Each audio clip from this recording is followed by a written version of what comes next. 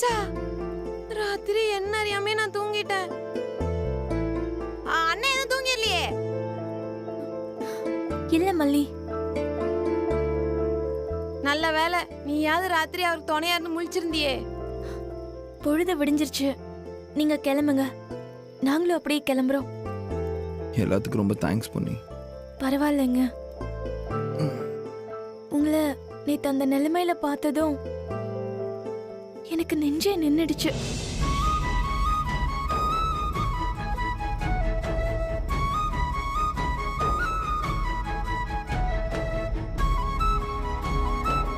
நீங்க கண்முழிச்சதுக்கு அப்புறம் தான் எனக்கு உயிரே வந்த மாதிரி இருக்கு.